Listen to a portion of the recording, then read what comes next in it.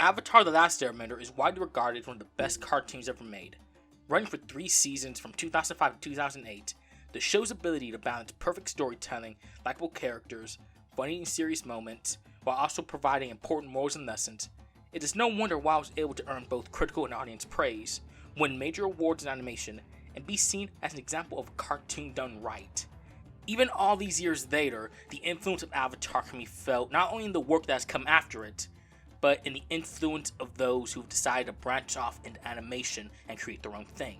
No matter how you look at it, Avatar: The Last Airbender was able to accomplish so much. But sometimes, not all good things can come from success like this. With the success of a show like this came the inevitable announcement that there will be a live-action movie made to bring the world of Avatar to life on the big screen, and will lead to a path never before seen in film at that point. A movie hated universally by the fandom was trying to please so much that it's just agreed upon that it never even happened. A movie so bad that it won awards for how awful it was. A movie so out of touch with what the original product was able to do, even the creators of the show distanced themselves from it. This is the story of what led to and became the adaptation to the world of Avatar, simply known as The Last Airbender.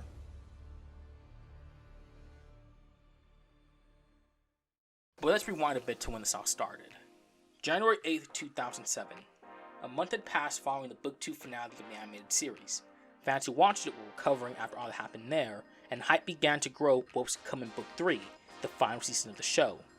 As the excitement was still burning for what was to come later in the year, Nickelodeon and Paramount announced that the world of Avatar: The Last Airbender will be adapted to the big screen in a trilogy of live-action films. All of it will be written, directed, and executive produced by M. Night Shyamalan. M. Night has gone on record to talk about his love for the show, which all stemmed from his daughter dressing his guitar for Halloween. He has gone on record saying, "Watching Avatar has become a family event in my house. Once I saw the amazing world that Mike and Bryan created, I knew it would make a great feature film." As early buzz for the movie began, show creators Mike and Bryan will go on record to say that M. Night was a good choice for adapting the show to the big screen because, as they put it, they both really respected their work, and in turn, he respected both of them. So, it would seem like this was their blessing to him. But as we'll see in the video, this statement will age very, very poorly. So, after that announcement, 3 years of work would begin to bring Avatar to the big screen. And while M. Night and those involved in the production were excited, a vast quantity of fans thought otherwise. As soon as the film was announced, message boards were flooded with fans of the show voicing either displeasure at the idea of a movie, open to the idea of wanting to give it a chance, or just right down the middle and waiting to see what happens.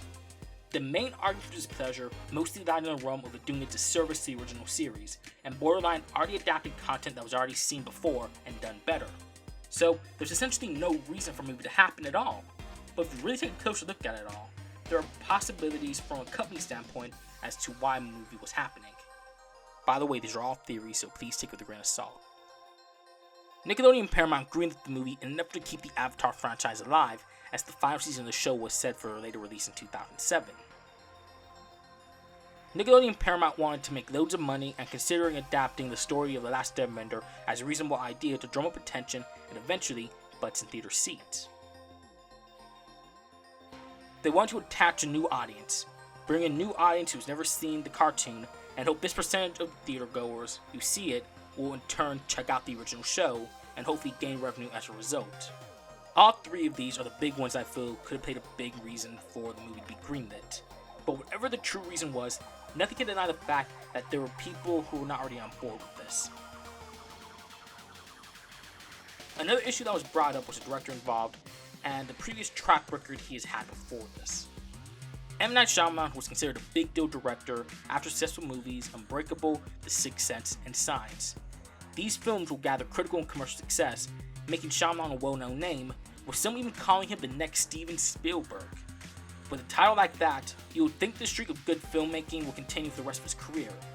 But something happened in the mid-2000s. Soon, he would face a streak of bad movies like The Village, Lady in the Water, The Happening. While considered commercial success making money at the box office, they would be considered critical failures, not even breaking past 50% Rotten Tomatoes. This was a streak of bad luck that made the fans nervous. If a director kept making bad decisions, What hope could there be to see him make the right step into success for this movie? Finally, given that the movie will be adapting what was already shown in the first season, there was an issue with what was going to be cut in order to fit the runtime. The show's first season had 20 episodes to tell the story they wanted to tell, and converting all this into an hour and 40-minute film will pretty much guarantee cuts being made. And considering every episode played a key role that required you to watch every one to follow the story, this created an issue about how pacing would go for the final product. But aside from all of these issues brought up here, production had begun and the film was on path to be released in the next 3 years. All that had to be done at this point is to give fans hope. Hope that something will be done right enough so that they won't be weary about the movie. And at that point, nothing much was shared regarding the production. Everything was being kept under wraps to not leak anything vital during pre-production. And what would follow would be 23 months of silence. Nothing was shared aside from the hopes to keep the film in the realm of PG. Something the show itself would be in, while also taking risks with certain moments. My point is, during these next 23 months, they will have to work hard to create a finished product to please fans and potential newcomers to the world of Avatar: The Last Airbender. All they had to do was not fuck up anything.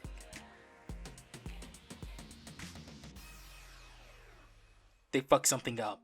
So, M. Night releases this list of actors who portray the main four, Aang, Katara, Sokka, and Prince Zuko, in December 2008.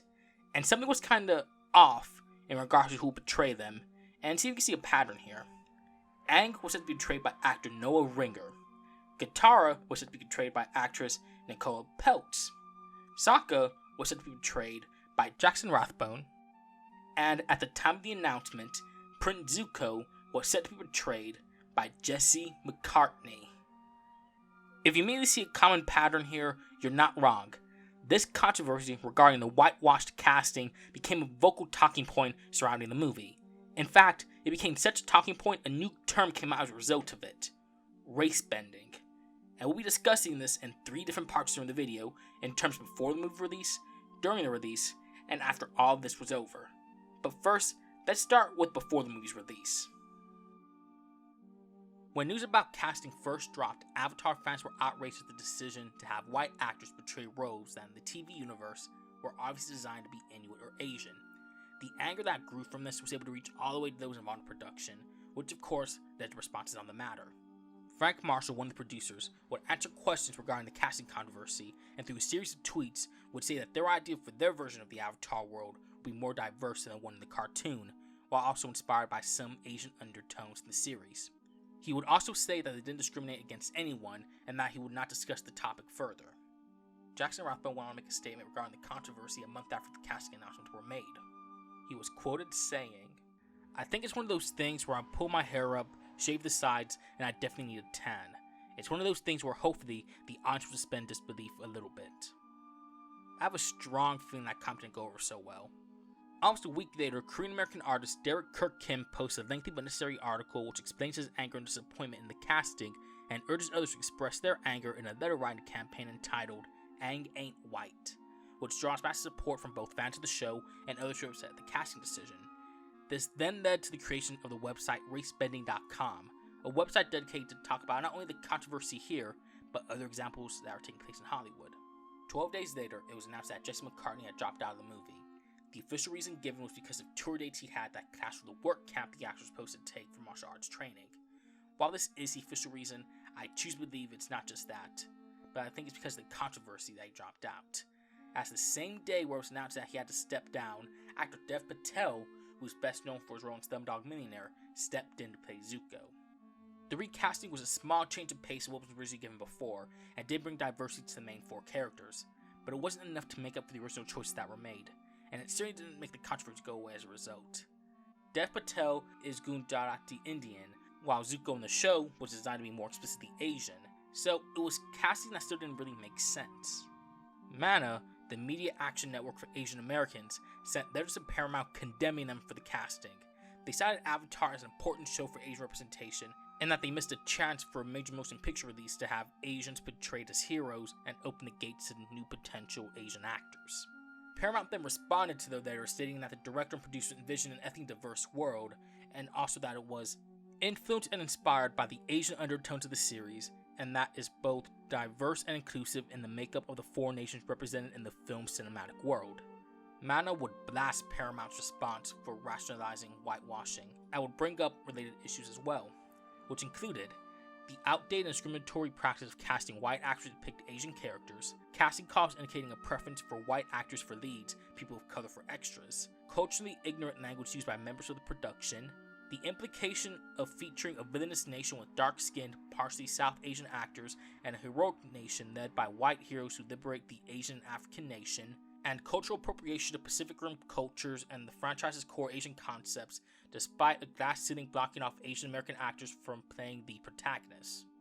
Later, calligraphy artist and cultural consultant of the original series, SLV, said he was disappointed by the casting and that the lack of Asian elements would turn away fans of the original series. And the website Racebending.com would attack the casting call asking for Caucasian or any other ethnicity for the lead role, supposed evidence that the studio wanted preferably white actors for the leads, while casting for extras specifically asked for non-Caucasian actors, and would have them wear, quote, traditional cultural ethnic attire. We'll continue to talk about the controversy when we discuss what happened during the movie release. Filming for the movie began in March 2009 in multiple exterior locations around Greenland and around parts of Philadelphia, Pennsylvania. Aside from these locations, the movie spent a good chunk of production inside multiple sound stages. Most of this were just converted warehouses in order to house large sets, which included Zuko's ship, the Fire Temple, and loads more. In July 2009, filming was complete after 4 months. Now it was time to put all of it together in editing. For the creation of the visual effects, which not only included digital sets needed to create the world of Avatar, but also create the bending we see in the show, Industrial Light and Magic was called in to help. If you don't know about them, they're responsible for visual effects in most, if not all, movies you see every year, and for, without a doubt, the greatest series of movies ever put to screen. The Back to the Future trilogy. What? Not everything has to be Star Wars. Anyway, they were tasked not only to make the world, but to create the bending we see in the show, which actually proved to be a challenge. Veteran effects supervisor Pablo Hellman said, "The work was challenging. We had to figure out what bending is for fire, water, air, and earth." At that time, the technology desire to bring the effects of bending to the big screen was not present. Instead, they relied on computer graphics cards in order to see the effects happen, and then work around it. This was a time-consuming process, and will take upwards of 60 to 70 takes. The entire effects story is a long one, but it is an interesting read. So if you want to know more, I'll be linking the article that talks about the behind the scenes that went into bringing the bending we see in the show to the real world. As everything was being worked on to finish the movie, enough was already done to begin the year-long marketing campaign for it. The first teaser trailer was released on June 24, 2009 in front of moving screenings of Transformers: Revenge of the Fallen, while also being released exclusively 2 days before during Entertainment Tonight. All the teaser showed was Aang practicing airbending as Fire Nation ships moving closer on his location. Admittedly, watching the teaser wasn't really a bad experience, as it sets out to do what a teaser does: builds up hype for a movie. The entire thing was done without dialogue, albeit for narration, and instead also uses visuals to tell you what you're in for. The effects weren't really that bad, the camera work looked smooth, and it did give us a cool introduction to Aang. Another trailer was set to release by Christmas of that year, but was delayed in order to give time to fix things effects-wise. That trailer finally came out in February of 2010. 2 more trailers were released after that in the months before the movie's release, with the final one dropping just under 2 months before the movie's opening day. Aside from theatrical trailers, TV spots were created as well, with the first one being played at that year's Super Bowl. The price tag for this, along with other 30-second ads that played during the game, had a price tag of roughly $2.8 million in 2010 money, and even a lot more in today's money. Cross-promotion with other forms of media happened too. Action figures were made in part of the movie's release, which include figures of Aang, Katara, Sokka, and Zuko, and a fully drivable Appa. These were released in 3 waves in June, July, and Christmas 2010. Unrelated but in the same vein, McDonald's began releasing a series of Happy Meal toys based on the movie, and even made a commercial for it.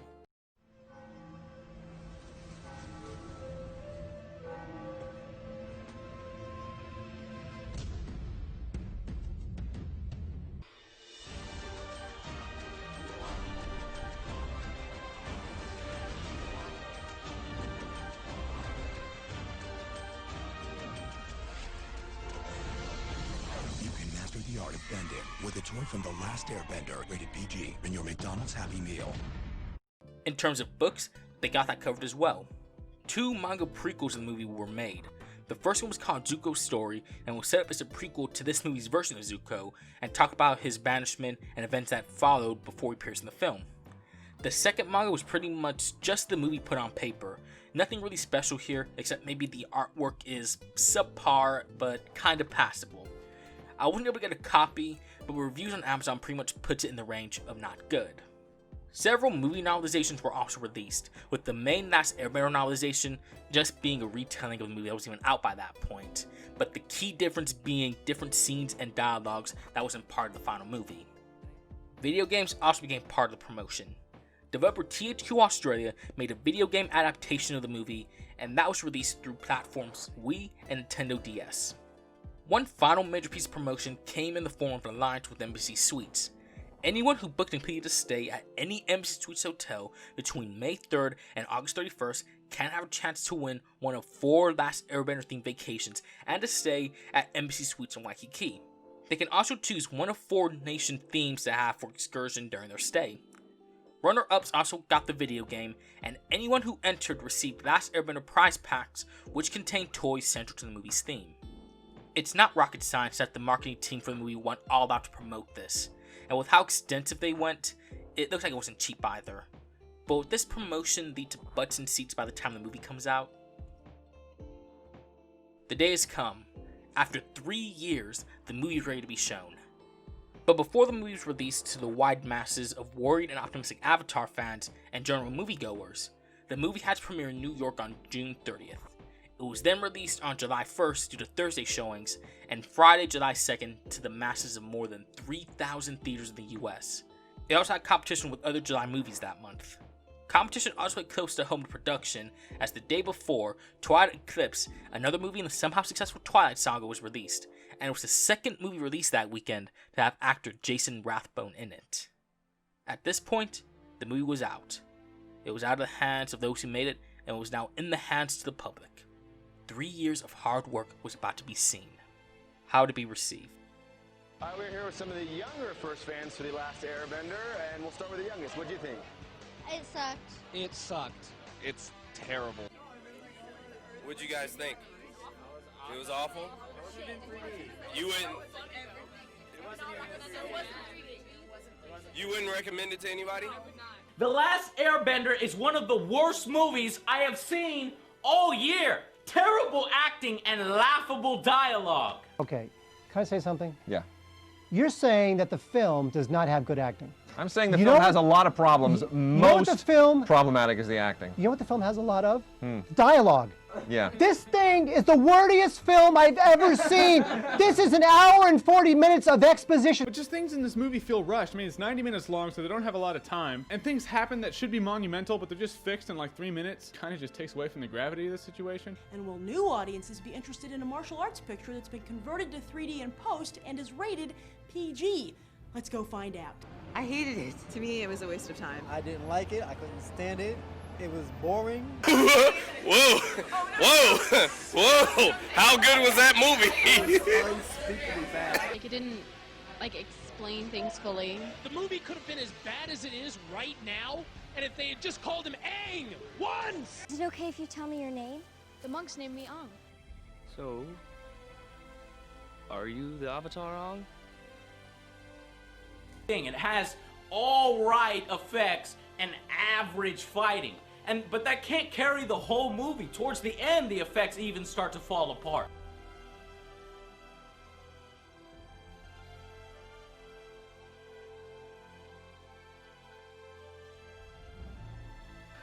Mark, you know what this movie really needed? To not be made? But the writing was so bad. The writing was so bad that I think that he directed them. He directed them to act that way. What would you do if they tried taking me away? That kills him. Your friends were monks? I need to tell you something. What is it, Aang? I ran away before they trained me to be the Avatar. I don't know how to bend the other elements. Well, there was a lot of controversy over the casting. Yeah. You know, people felt they cast actors who didn't represent the characters. They whitewashed it. How do you guys feel? Well, with recent race, I could care less, but some of the characters, like the uncle, Ivo, it didn't fit. It seemed like fit. There he is! There he is! There he is! How'd you like the film? I'll say this about the movie. It got me really interested to see the animation, so for nothing else, I'm gonna go see the animation. I might just be back here telling you to watch that instead. As it stands right now, it's probably the better idea. I thought that it kind of sucked if you like Avatar the show. I don't actually think M. Night Shyamalan has ever even seen this show. The reviews in America have been pretty harsh, but does that affect the way you move on to number 2? Well, no, you know, the critics are, I don't know what's going on with me and the critics in the United States, I gotta tell you. Yeah, the movie was shit. So what went wrong? Critic and audience reception for the film was generally negative throughout its entire run in theaters. Multiple problems presented themselves in the final product, and it will be insane to try and name every single issue that's presented itself, so I'll just name pretty much the basic and common issues. It's a no-brainer that the movie is an adaptation of the first season of the show, and as such, major moments are retold, which is an issue considering that the film's target audience of die-hard Avatar fans have already seen it by that point. If an adaptation was to work, it would have had to have something new in the mix, and that didn't happen here. Another issue is that because of the movie's runtime, major moments of character development and plot were cut in order to save time. This leads the movie to not feel like it's telling us the whole story, but instead bullet points of important stuff, while also feeling rushed. And at the times where they do explain plot points, it's usually Katara providing voiceover exposition. Aang flew us to his home. He told us how he left there in a storm on Appa, and got forced into the ocean where they almost drowned. My name is Katara, and I'm the only waterbender left in the Southern Water Tribe. I think you're in that ice for almost 100 years. The Firebender started a war. The Fire Nation knew the Avatar would be born into the air nomads. So they exterminated all the air nomads. The show had a perfect mix of comedy and serious moments to make it for an enthralling watch. And while the show was aimed at kids, there were moments to make this show not just for kids. I know it's not to say for a cartoon, but that's the reality for the show. But in the movie, everything is dramatic, with zero moments of comedy to break serious moments of tension. And at the moments where there is comedy, it's usually a joke that just falls flat. In the show, character identities make them who they are. In the movie, they barely do that. Aang in the movie is seen as someone who is very hopeless and shows no other emotion other than dread. While in the show, Aang was a kid. He was fun, he was funny, he had this sense of wonder in him, but at the same time, he understood his responsibilities of the Avatar, and there were moments where he had to take it seriously and really had to buckle down and be the Avatar he was destined to be. Sokka in the movie is presented as someone who's overtly serious, as opposed to who he is in the cartoon, being both serious and funny. Katara in the movie is presented as more of a motherly figure to Aang, and while in the show she is shown to be supportive to him, she's also an excellent waterbender, an excellent fighter, and a person who doesn't take shit from anyone. Prince Zuko, I feel, is the closest to the TV counterpart.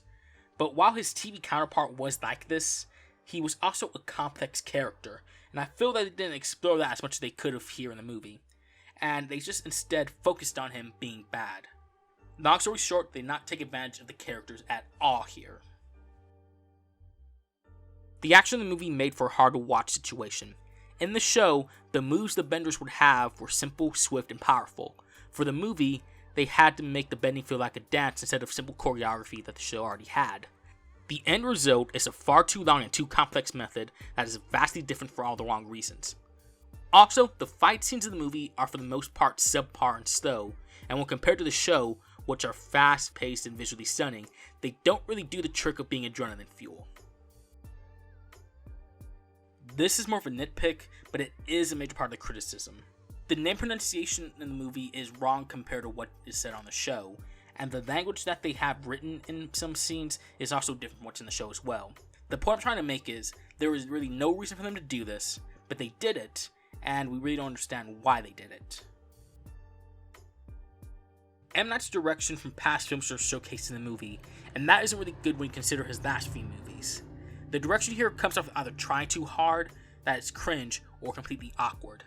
But it all leads to one big thing, being out of place given what the show was. This is also completely felt in how he's directing actors and scenes as well. As for casting, it was pretty obvious why people were upset with it, and for that, let's go back to discussing the controversy, but this time during the movie's release.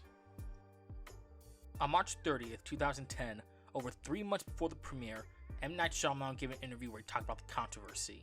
He said in the interview, "The great thing about anime is that it's ambiguous. The features of the characters are an intentional mix of all features. It's intended to be ambiguous." M. Night also revealed that it was mainly looking for actors who can play the parts well, and that casting based on ethnic background was something he was not looking for, but that the door was open to everyone.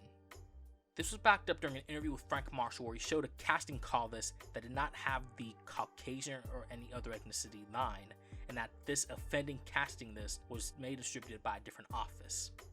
On May 24th, cartoonist Gene Luen Yang, who would later go on to work on the Avatar graphic novels, posted a comic on his blog to quote, "The casting decision makes a very clear and clearly repugnant statement.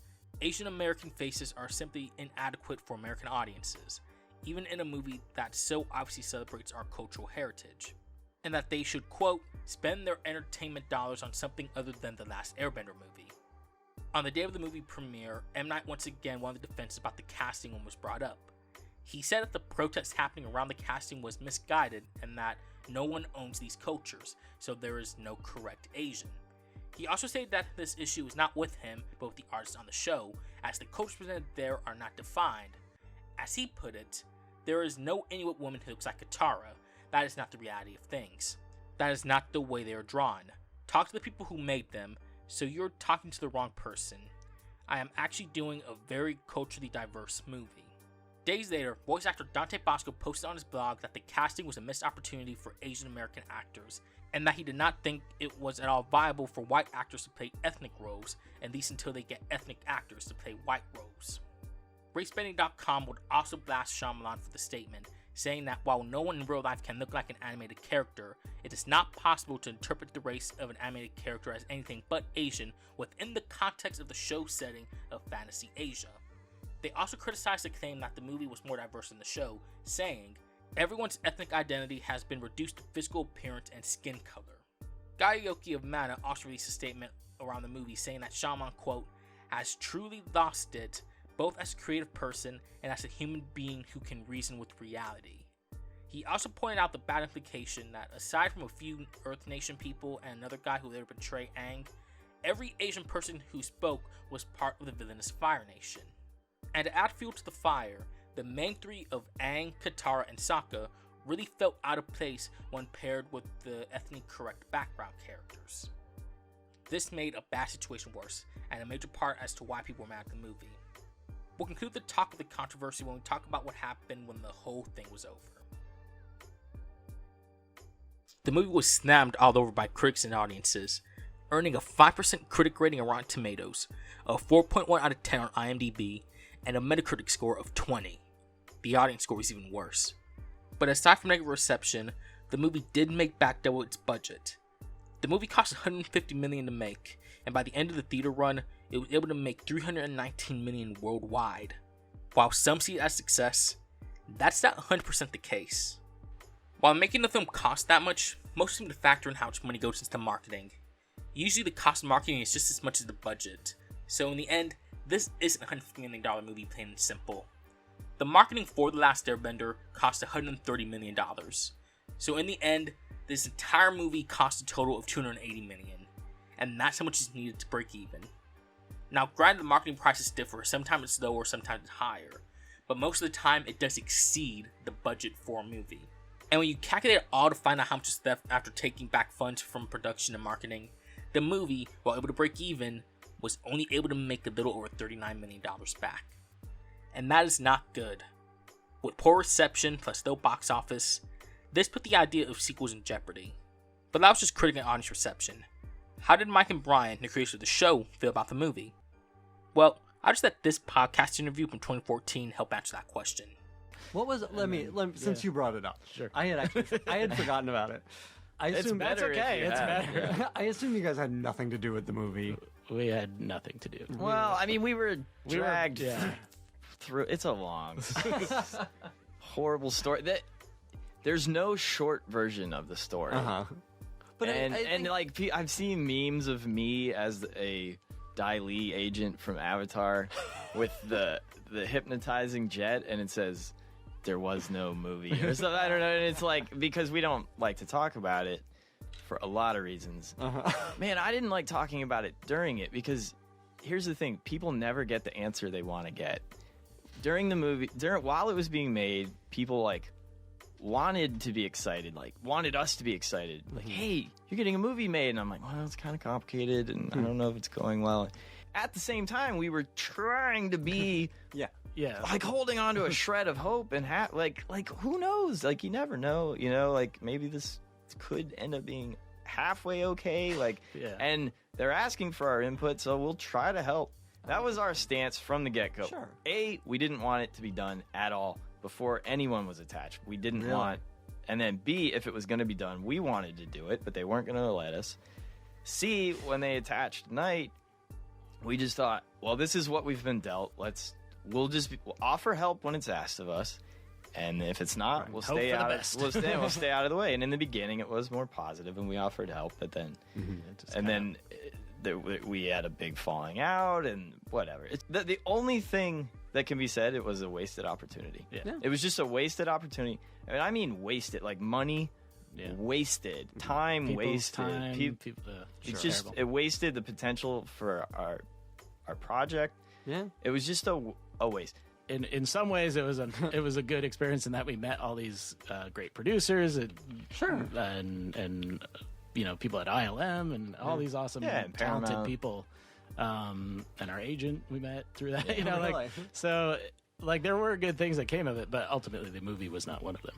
And it was a negative experience. I mean, actually, like, it was not fun. As for the show cast reaction, Dante Bosco, the voice of Zuko, has been also asked on multiple occasions his thoughts on the movie, and to that he said he's never even seen it, on the advice of Mike and Bryan. This has been a statement on the movie for years now, and it looks like it'll be kept that way. And at the time of making it, he's the only one from the main show's cast who had said something about the movie.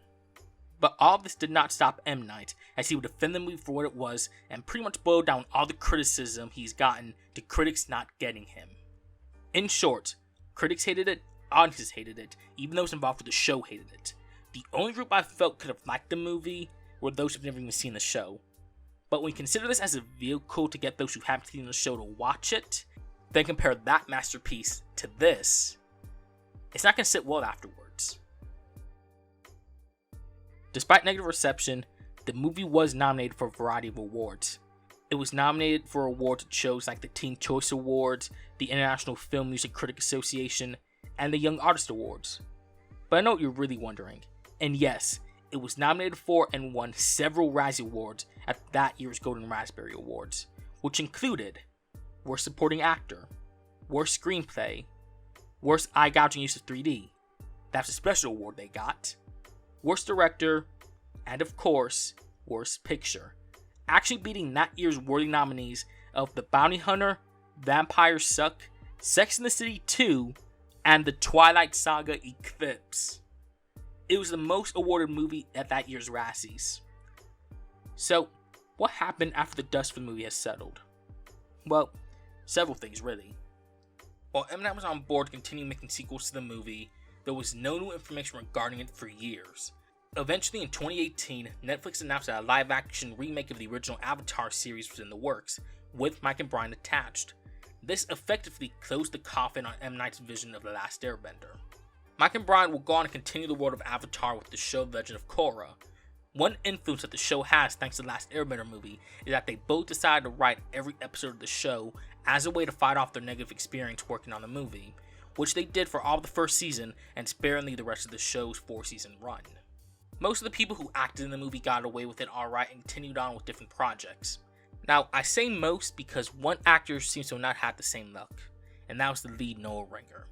Aside from this movie, he only had one other role, 2011 Cowboys and Aliens, and then after that he disappeared from the acting world.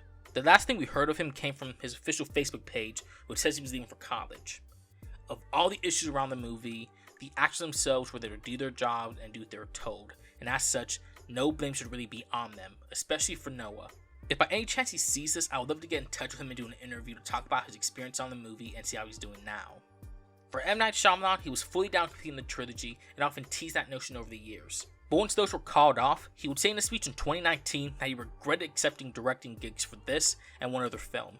I did these movies and I rightfully got crushed, because they rightfully said, you don't believe in yourself, you don't believe in your own voice, and you don't believe in your values. I felt really lost. It just didn't work. There's probably something Darwinian about all this. Shyamalan will continue to make movies and see resurgence in popularity as a result, thanks to releases like The Visit, Split, and Glass, not only making money in the box office, but also earning praise to put him back in the place he was before the mid-2000s.